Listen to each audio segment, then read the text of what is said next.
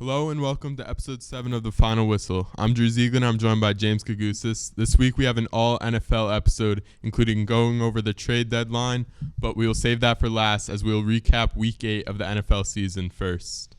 So the first game, just absolutely horrible. 1 o'clock game. Matchup between the Jets and Giants. Jets somehow winning 13-10 in overtime. Nobody had any stats in the game other than just missed opportunities by Graham Gano. And Zach Wilson's last drive, 24 seconds, no problem. What do you think about that quote? I mean, yeah, I think he deserves to say that, I guess, with his back to the wall, win the game against your rival.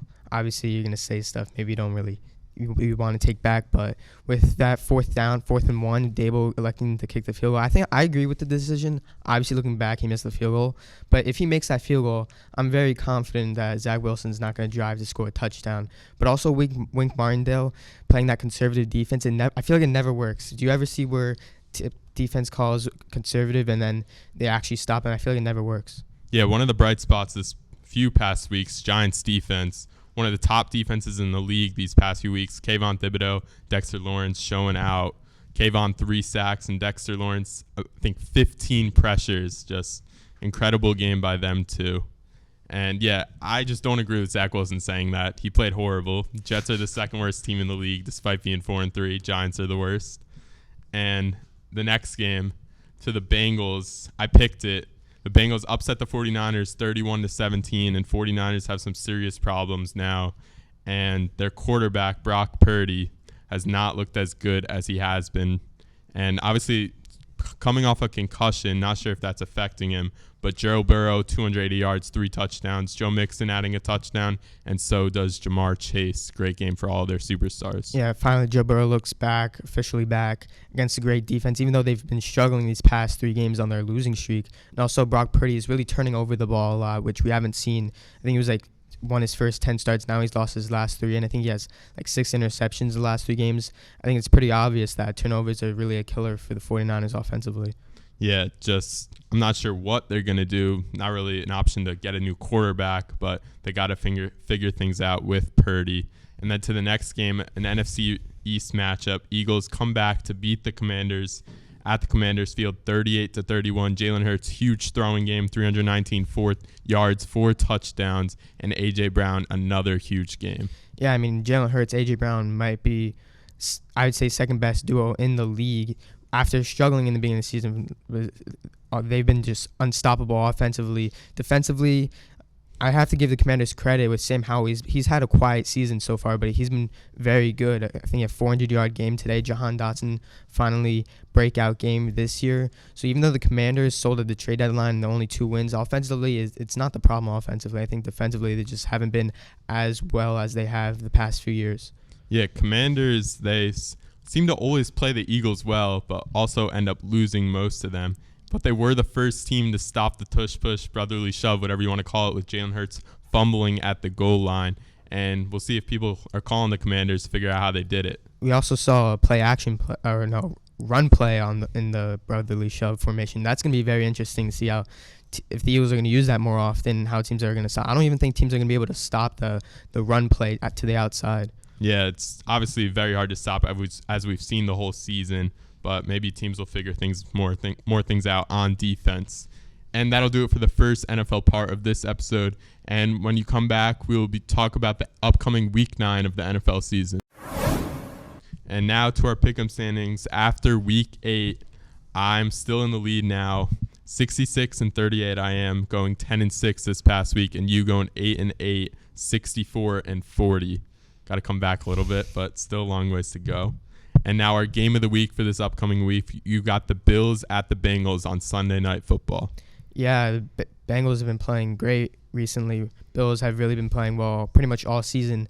And I think it's the offensive shootout. Both teams, two of the best offenses in the league. And I think the Bengals, with Joe Burrow and Jamar Chase finally playing well together, beat the 49ers last week. I think they're going to beat the Bills this week. Yeah, I would retract that the Bills are playing well the whole year, struggling. They're being very inconsistent on offense, you could say. Struggling to beat teams, Patriots, Giants, struggling to put points up on the board. And they haven't looked themselves this whole year.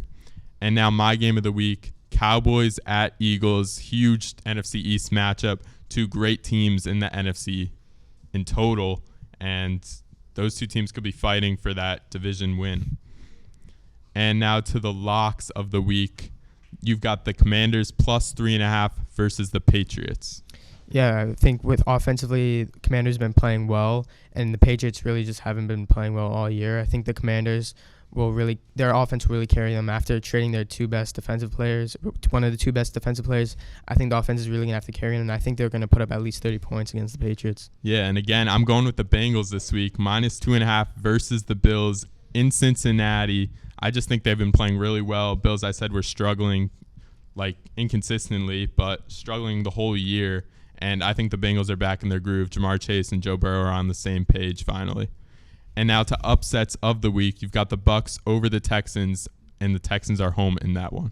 Yeah, last week with the Bucs, they played well against the Bills. They lost, but I think they played well enough that they could come out and win this week. I think Mike Evans going to have a bounce-back game. He was pretty quiet last week, and Chris Godwin's been getting more targets each week. I think he's becoming a bigger threat, and I think that's going to lead to the Bucs to win this week. Yeah, and my upset will go back to that NFC East big-time matchup. Cowboys, I think, are going to win and beat the Eagles in this one, despite the Eagles being home. Dak Prescott and CeeDee Lamb just had the best game of their careers together, and I think that's going to continue up into Week 9. And now we're going to take a short break, and when we come back, we'll wrap up the NFL trade deadline as it passed on Tuesday. And now, as I said, we're going to wrap up the NFL trade deadline. First up, the first maybe big-time trade, which is about a week ago now. Kevin Byard traded from the Titans to the Eagles for safety Terrell Edmunds, 2024 5th and 6th round pick. So I think the Eagles got a bargain in that one. Yeah, they also obviously got a great player growing up a little bit in age and not having the best season of his career, but I mean that just makes that defense much more scary. I think Terrell Edmunds didn't really play much of a role in that defense, so I think it's definitely an upgrade for the Eagles. See how the Titans utilize those draft picks, but right now I'd say the Eagles won the trade. Yeah, Howie Roseman just continues to find these types of trades that seems nobody other team does, and he continues to make great deals. And now the Giants, they're selling at the deadline. Just what a shame, coming off a playoff year.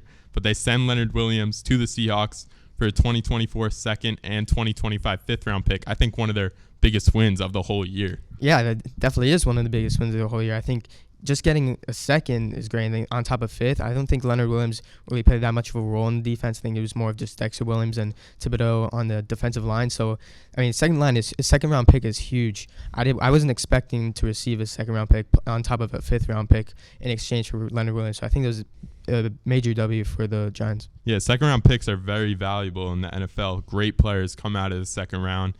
And now the Chase Young traded to the 49ers for a 2024 third round pick, and it just puts that Giants trade into perspective. You'd think Chase Young would get more, both coming off expiring contracts. Yeah, I mean, the 49ers getting just Chase Young, which in the draft he was in was one of the best prospects in that draft, and now they're just stacking up on that defense. I don't know if that defense can be stoppable at all. You got Nick Bosa on one side and Chase Young on the other. That's just an unstoppable force. Yeah, former college teammates at Ohio State, and as you said, that defensive line is just stacked. And another defensive lineman from the Commanders, Montez Sweat, goes to the Bears for a 2024 second-round pick. Got a little bit more value there. The Bears, not obviously a great team, but they get a great player. Yeah, I was a little surprised the Bears got him. I think it was a good trade for the Commanders, though, when they received a third for Chase Young, but a second for Montez Sweat. But I think Chase Young is just a better player. So I think just being able to get a second was a great trade by the Commanders. I don't really know what Ryan Poles is doing. They're not buying. I guess it's more of a future thing, but I think a second-round pick is too much for Montez Sweat. Yeah, and lastly, the last trade we're going to go over, not as big a trade, but after the Kirk Cousins injury in the Vikings, torn Achilles, a couple of quarterbacks now with torn Achilles season-ending injuries, despite Aaron Rodgers maybe coming back. They get Josh Dobbs and a 7th-round pick, and they give up a 6th-round pick. So obviously not big picks going, but he will be their backup quarterback as they decide to start the rookie from BYU. Yeah, it's a little interesting. Obviously, nobody expected Josh Dobbs to play as well as he did with the Cardinals. I would have thought that Jameis Winston would have been traded to the Vikings, and I'm not really sure if the Vikings really wanted to give as much up. But I think they had to trade for a quarterback. People were saying maybe they don't have to trade for a quarterback, but I think Josh Dobbs, obviously he's not Kirk Cousins, but I think he'll be a good backup. He'll be serviceable. I'm not sure if the Vikings will make the playoffs now, but I think Josh Dobbs was the right move for the Vikings. Yeah, Jaron Hall will be leading that team now, and Justin Jefferson maybe just a couple of weeks away from coming back, and we'll see what he can do, obviously with a top receiver in the league. That doesn't hurt. And that's going to wrap up episode 7 of The Final Whistle. Thanks for tuning in, and we hope you join us next time.